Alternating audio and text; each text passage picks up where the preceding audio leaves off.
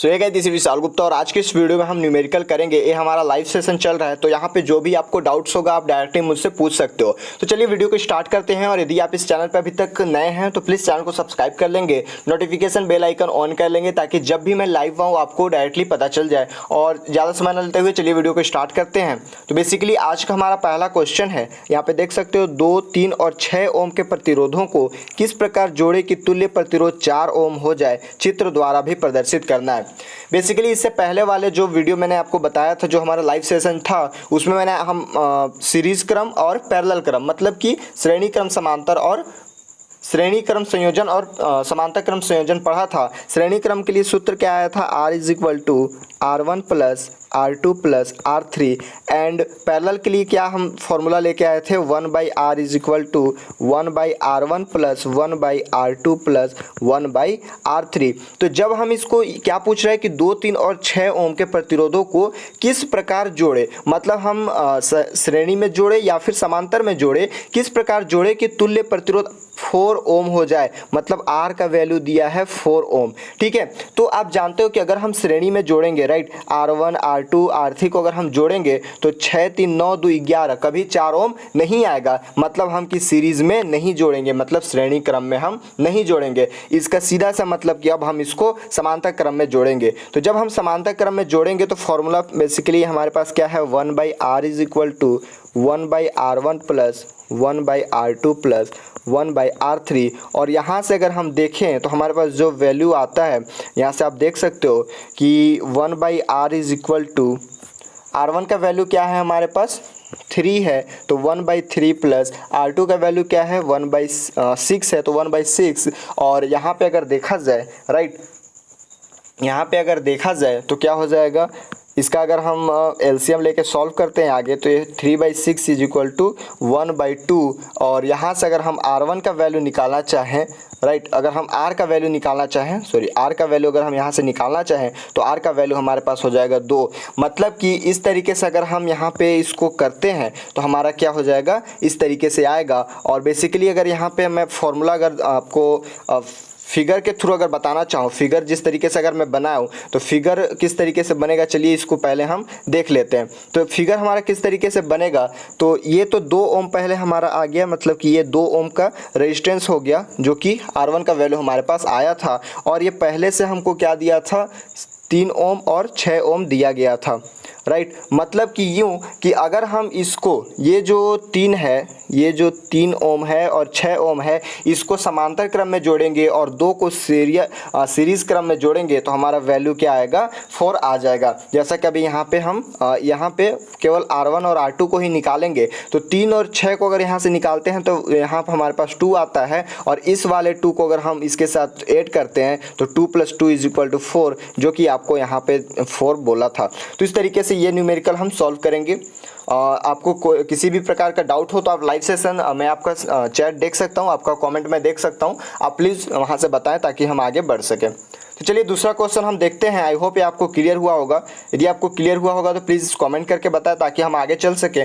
और आज का हमारा दूसरा क्वेश्चन है, चित्र में जैसा आप देख सकते हो कि ए और बी के बीच तुल्य प्रतिरोध ज्ञात करना है, राइट, तुल्य प्रतिरोध ज्ञात करना है। यदि इससे पहले वाला क्वेश्चन आपको क्लियर हुआ होगा तो हम आगे चलते हैं। आप कमेंट करके प्लीज़ बताइए ताकि हम आगे चल सकें।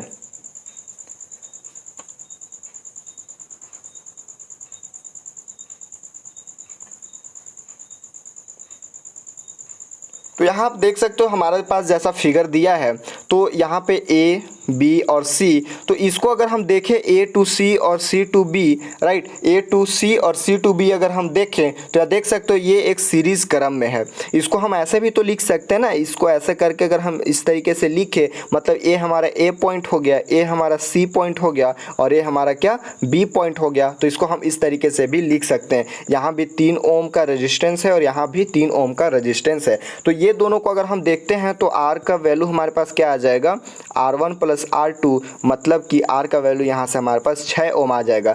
मतलब यूँ बोला जाए कि यहाँ से एक 6 ओम का ये हो गया और एक यहाँ से 6, मतलब कि चलिए हम देखते हैं यहाँ से एक हमारे पास ये 6 ओम का हो गया और एक यहीं से निकल रहा है, इसी अगर पॉइंट से निकल रहा है तो इसको भी हम इस तरीके से, कितने ओम का है ये, तो ये आप यहाँ पे देख सकते हो कि ये 3 ओम का ये भी है, राइट। तो जब ये भी 3 ओम का है, यहीं से ये निकला था इस तरीके से और यहीं से एक और गया था इस तरीके से, तो यहाँ पे देखा जाए ये हमारा 6 ओम हो गया था और ये 3 ओम हो गया था। तो हमारे पास फॉर्मूला क्या होता है, फॉर्मूला आप जानते हो कि 1/r is equal to 1/r1 मतलब 6 + 1/3 इसको कर सकते हैं। 6 और 3 का एलसीएम बेसिकली 6 होता है और यहाँ पे अगर हम सॉल्व करना चाहें तो ये 1/2 आएगा, मतलब कि r का वैल्यू क्या हो जाएगा 2 ओम, और यही r का वैल्यू जो 2 ओम आ रहा है यही हमारा आंसर है। यहाँ पे जो बेसिकली प्रतिरोध ज्ञात करना था वो प्रतिरोध हमारे पास क्या हो जाएगा r इज इक्वल टू 2 ओम, ये हमारा आंसर हो जाएगा। तो इस तरीके से आप सॉल्व कर सकते हो। सबसे पहले आपको पहचानना होगा कि कौन हमारे पास जो है ये सीरीज में है या फिर कौन सा पैरेलल है, मतलब कौन श्रेणी क्रम है और कौन समांतर क्रम है। अगर ये आप पहचान लेते हो तो आपको बेसिकली सॉल्व करने में बहुत ही ईजी पड़ेगा, बहुत ही आसानी से सॉल्व कर सकते हो। आई होप ये क्वेश्चन आपको क्लियर हुआ होगा। प्लीज़ कॉमेंट करके बताते चलिए ताकि हम आगे बढ़ सके। किसी भी प्रकार का अगर डाउट हो आपको तो आप यहाँ से पूछ सकते हो। बेसिकली मैं आपका चैट भी यहाँ पे देख पा रहा हूँ, क्या क्या आप लिख रहे हो। यदि कोई भी डाउट हो तो आप यहाँ पे पूछ सकते हो। हम आगे फिर चलते हैं। चलिए, कोई डाउट नहीं है तो फिर हम आगे बढ़ते हैं। और यहाँ पे अगर हम देखें तो हमारा आज का तीसरा क्वेश्चन है। जैसा कि आप यहाँ पे क्वेश्चन देख सकते हो कि निम्न परिपथ में प्रतिरोध R का मान ज्ञात कीजिए यदि A और B के बीच तुल्य प्रतिरोध 4 ओम है, राइट।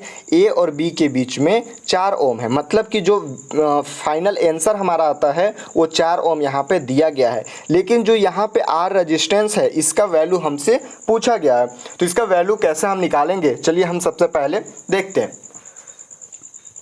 तो यहाँ से आप देख सकते हो कि ये ए पॉइंट से निकलता है और ये 2 हिस्से में बढ़ जाता है, मतलब कि सीधी सी बात है कि ये 2 ओम और ये 2 ओम दोनों पैरेलल में है, मतलब समांतर क्रम में है, ठीक है। तो समांतर क्रम में है, इस फॉर्मूला फिगर को हम यहाँ पे बना लेते हैं। इस टाइप का आपको फिगर यहाँ पे देखने को मिल रहा है, मतलब कि यहाँ भी 2 ओम है और यहाँ भी 2 ओम है और ये समांतर क्रम में, मतलब अगर हम यहाँ से वैल्यू निकालना चाहें तो इस तरीके से आप भी मेरे साथ बनाते चलिए। और किसी भी प्रकार का डाउट हो तो आप यहाँ पे डायरेक्टली पूछ सकते हो। बेसिकली मैं यहाँ पे लाइव हूँ आज।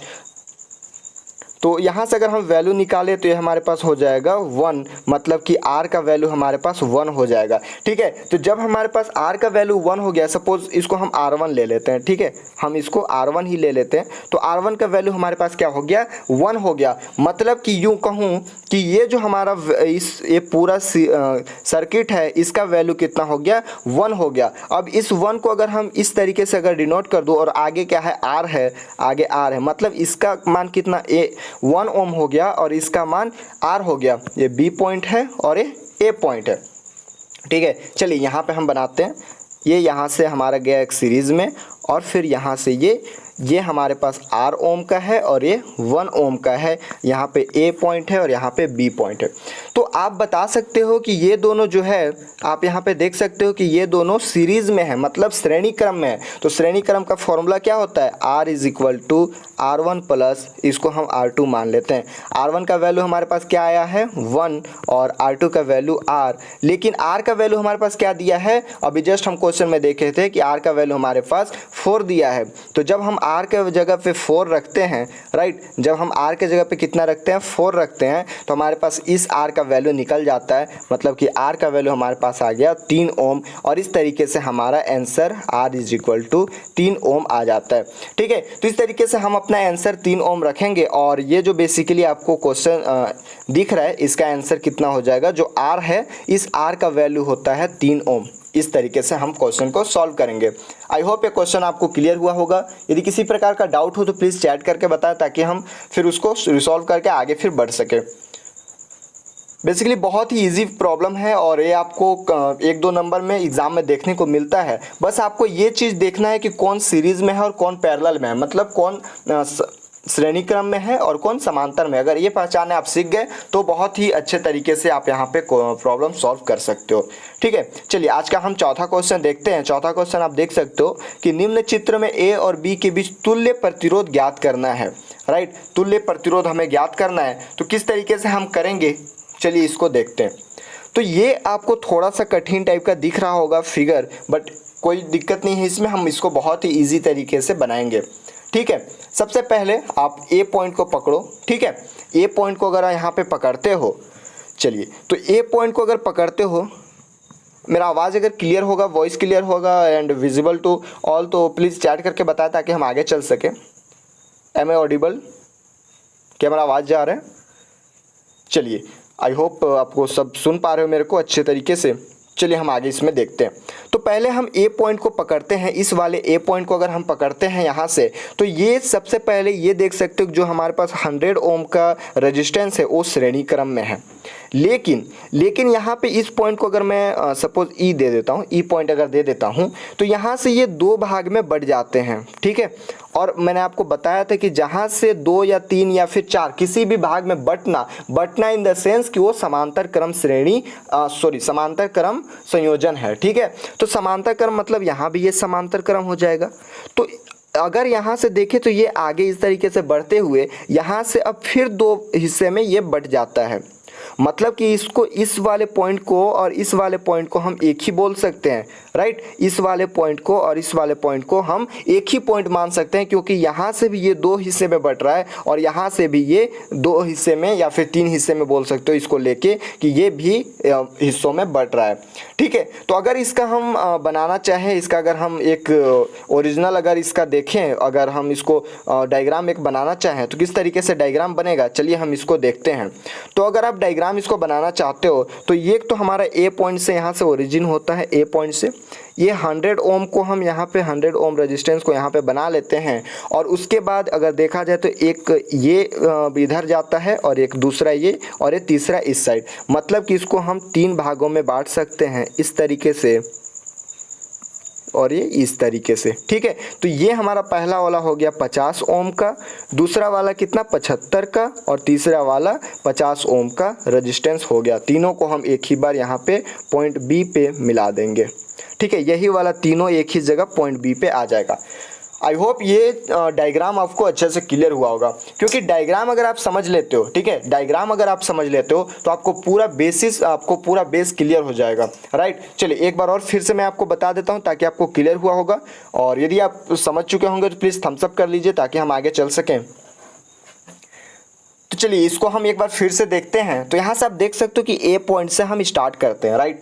ये पॉइंट से हम जाते हैं तो ये हमें श्रेणी क्रम में ही मिलता है 100 वोल्ट का रेजिस्टेंस। लेकिन अब यहाँ पे हम इस वाले पॉइंट पे जाते हैं, सपोज ये हमारा ई पॉइंट है, तो यहाँ से ये दो भाग में बढ़ जाता है। लेकिन ये खाली रास्ता है और यहाँ से अगर हम देखते हैं तो यहाँ 2 भाग में और बढ़ जाता है। मतलब कि अगर काम का चीज़ देखें तो ये हमारा पहला काम का चीज़ हो गया, ये हमारा दूसरा काम का चीज़ हो गया और ये तीसरा काम का चीज़ हो गया। मतलब कि एक ही पॉइंट, अगर इस पूरे को हम एक पॉइंट ले लें तो एक ही पॉइंट से 3 भाग में ये बट रहा है।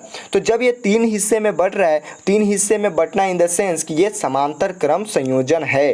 ठीक है, तो ए से तो ये निकला, राइट, ए से ये 100 ओम करके निकला, लेकिन यहाँ पे 3 भाग में ये बट गया। तो जब इसको 3 भाग में बांटेंगे तो इस तरीके से यहाँ पे ये 50 हो गया, ये 75 हो गया और ये भी 50 हो गया, और तीनों एक ही पॉइंट पे आके मिल जाएगा। और यही पॉइंट तीनों मिल के फिर बी पे जाएगा, मतलब ये बी पॉइंट हो गया।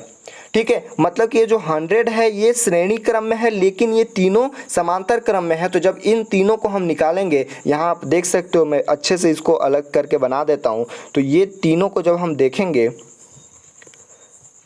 ठीक है, तो जब इन तीनों को, ये हमारा इधर आ गया 100, ये 50, 75 एंड 50। तो जब इन तीनों को हम एक ही बार देखते हैं, राइट, इन तीनों को सबसे पहले हम निकाल लेते हैं, फिर इसको निकालेंगे। तो इसको निकालते हैं तो 1/r is equal to 1/50 plus 1/75 plus 1 second,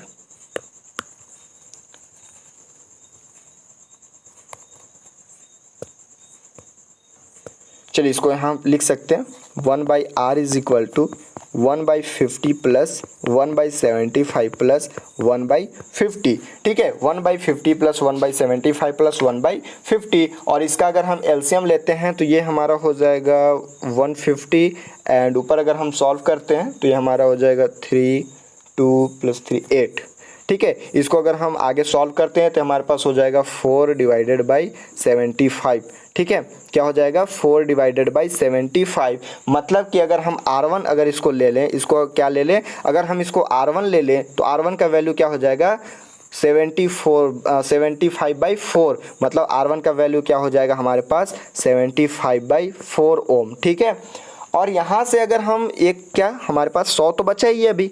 ठीक है, अगर यहाँ पे देखें तो इसको हम निकाले हैं अभी, इसको हम निकाले, इसका वैल्यू कितना है 75/4, लेकिन ये हमें 100 अभी बचा है। तो जब इस 100 को सीरीज में जोड़ते हैं मतलब कि यहाँ पे हम 100 प्लस R का वैल्यू क्या निकालेंगे 100 प्लस 75/4, तो ये हमारे पास कितना वैल्यू हो जाएगा, ये वैल्यू हमारे पास आ जाएगा, ये हो जाएगा 475/4। और इसको अगर हम वैल्यू निकालते हैं तो R का फाइनली आंसर हमारे पास आ जाता है 118.75 ओम। इसको अगर हम डिवाइड करते हैं तो 4 1 जा 4 एंड 4 1 जा 4, 4 8 जा 75। ठीक है, तो इस तरीके से R का वैल्यू यहाँ पे निकाल सकते हो। राइट, आई होप ये चीज़ आप भी लिखते चल रहे होंगे ताकि आपको अच्छे से क्लियर हुआ होगा। यदि ये पॉइंट आपको क्लियर हुआ होगा तो प्लीज़ कमेंट करके बताएं ताकि हम आगे इसके आगे पार्ट में चल सकें।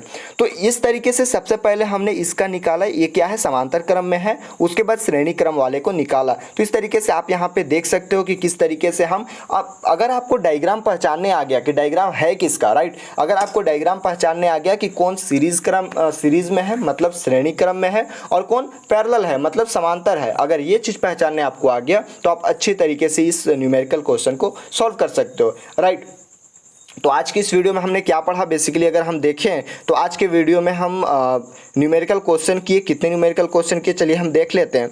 तो यहाँ पे हमारा पहला न्यूमेरिकल ये था, उसके बाद दूसरा क्वेश्चन ये किया, उसके बाद तीसरा क्वेश्चन को सॉल्व किया और अभी हम चौथा क्वेश्चन सॉल्व किए। आज के लिए हम इतना ही पढ़ते हैं, बहुत हम 4 क्वेश्चन किए और इसके नेक्स्ट सीरीज में हम आगे देखेंगे ओमीय तथा अनओमीय प्रतिरोध। ठीक है, ओमीय प्रतिरोध क्या होता है और अनओमीय प्रतिरोध क्या होता है इसके बारे में देखेंगे। ओम पहले ही हम देख चुके हैं और यदि ये PDF आपको चाहिए, नोट्स चाहिए तो आप टेलीग्राम चैनल ज्वाइन कर सकते हो, वहाँ से आपको सारे नोट्स प्रोवाइड किए जाएंगे या फिर डायरेक्टली आप मुझे व्हाट्सअप कर सकते हो। व्हाट्सअप नंबर आप लिख लो 9301854561। ठीक है, 9301854561। यहाँ पे आप डायरेक्टली मुझे मैसेज कर सकते हो, आप ग्रुप में भी मैं आपको ज्वाइन कर दूंगा। ठीक है, तो इस तरीके से आज का हमारा आज का हमारा जो क्वेश्चन सीरीज था वो बेसिकली यहाँ पे कंप्लीट होता है। कल से हम नेक्स्ट टॉपिक अपना पढ़ेंगे, बहुत ही इंपॉर्टेंट टॉपिक है, आपको ये 2-3 नंबर में देखने को मिलते हैं। तो चलिए आज के लिए हम इतना ही पढ़ते हैं और प्लीज़ जैसा भी आपको अगर वीडियो पसंद आया होगा तो अपने दोस्तों को भी भेजें, वीडियो को लाइक करें, शेयर करें, कमेंट करना ना भूलें और यदि आप चैनल पर नए हैं तो चैनल को सब्सक्राइब कर लेंगे, नोटिफिकेशन बेल आइकन ऑन कर लेंगे ताकि इस तरह के कंटेंट आपको डेली मिलते रहे। चलिए मिलते हैं नेक्स्ट वीडियो में, तब तक के लिए see a good day, bye bye, thank you.